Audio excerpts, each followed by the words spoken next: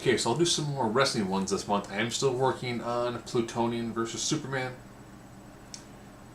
So, here we go.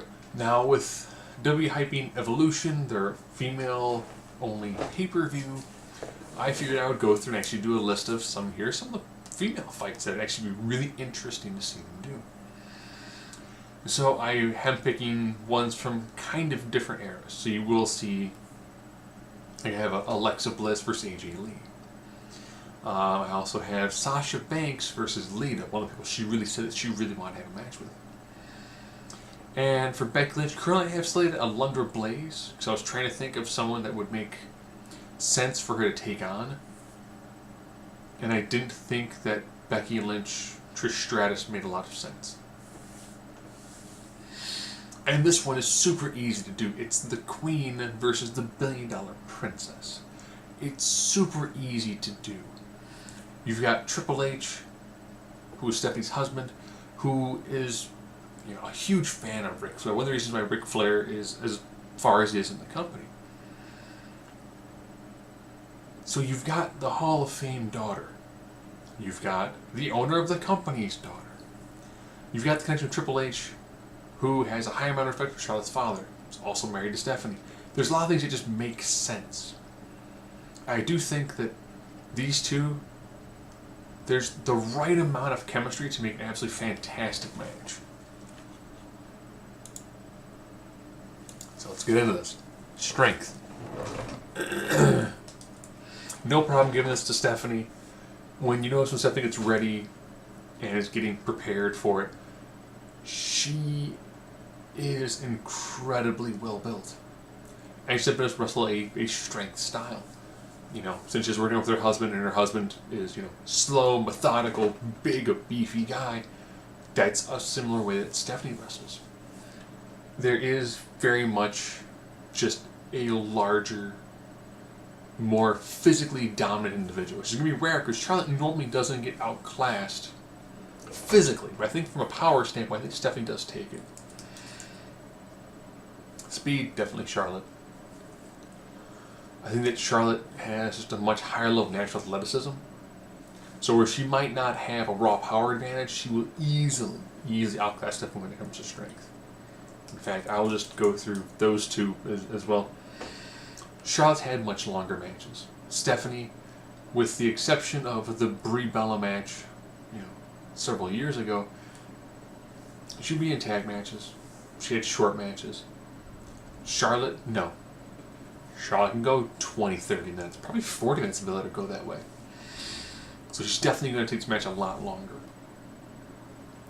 The things that she's done, be it a Hell in a Cell or Falls Count Anywhere match, she's definitely proven that she can take a tremendous amount of abuse, far more than what we see Stephanie do in a normal situation. Striking, Stephanie's entire physical match game is predominantly striking. She is your punch, kick, clobbering over right hand. That's how she wrestles. Some of that's part of it. When she started getting in the ring, that was all there really was. They weren't doing suplexes. They weren't doing grappling moves. She was brought up in the height of the punch, kick, stunner, where strong characterizations really worked well with a limited moveset. So I don't think... I'll just go through that and make it a little bit easier. Charlotte uses suplexes. Bow down with queer natural selection, whatever you want to refer to it as, is a nice grappling move. Submission, yep, figure eight leg lock. It's a nice leg lock. It's a good homage to her father while taking it to another level. Works well. High flying. The first time Charlotte did the moonsault to the outside looked great. But she's like, I do a corkscrew moonsault. No, don't. That's like your big match move. She throws out the moonsault to the outside a lot. If she's lucky, her opponents are close enough to actually take it. But definitely someone where I guess for incredible natural athleticism. That's what's really going to help you. You can already tell it's already 6-2. Definitely Stephanie is entirely outclassed from a physical standpoint. But now I'll just go through that aspect instead of talking through point by point. Charlotte, as a heel, is relatively over with the crowd. Stephanie, that music hits. Really good reaction. If she wants to play a little bit of a face, she can do it.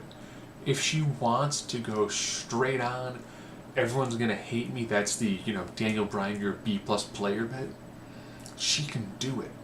She can turn on in a heartbeat. She has great ring psychology. If you go back and watch some of her earlier matches, there's a moment where she goes into place a sledgehammer. And from the camera angle, the way that she rises up with the sledgehammer, it's a beautiful shot. The way Stephanie can emote, but I think she's been doing this for 20 years. She has gotten the overall physical way of how you do these things. Her mic work, I would probably say she's, in recent history, I'd almost probably say that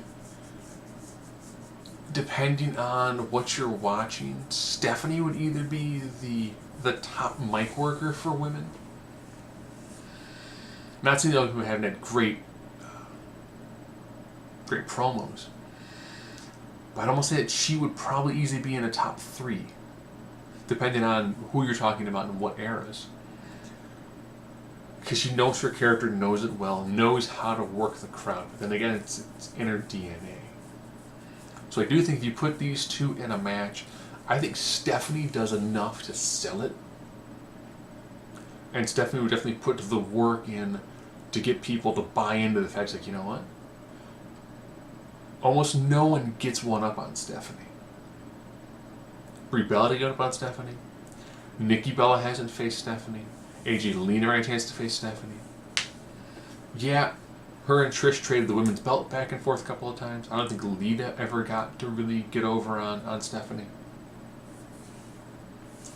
I really do think that Charlotte is one that they would easily put over Stephanie.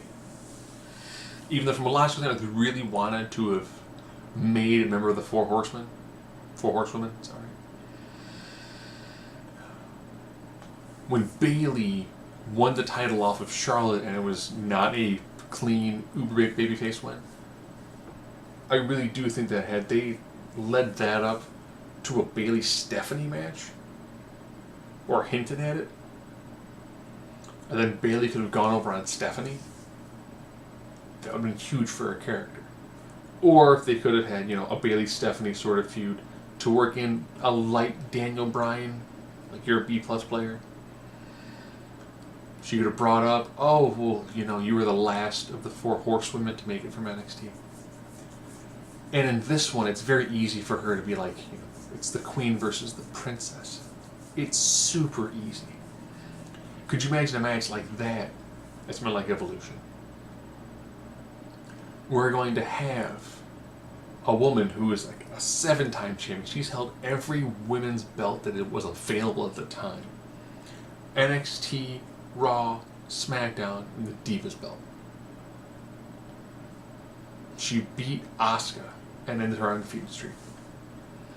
I want to say that she had like 22 pay-per-view wins, which is the highest out of anybody. Something crazy like that. She had a pay-per-view winning streak. I think she's already won more pay-per-view matches than any other woman in history. Which is ridiculous, because her career still has several years left to go into it. The last thing she's main evented an event, Raw. She main evented SmackDown. She was involved in Money in the Bank women's ladder match. She was involved in the first Hell in a Cell. There's a lot of things that she has done. And I can very easily see that they were to do a match like this, that Charlotte would look bad in the lead-up, but would physically dissect Stephanie in the actual match.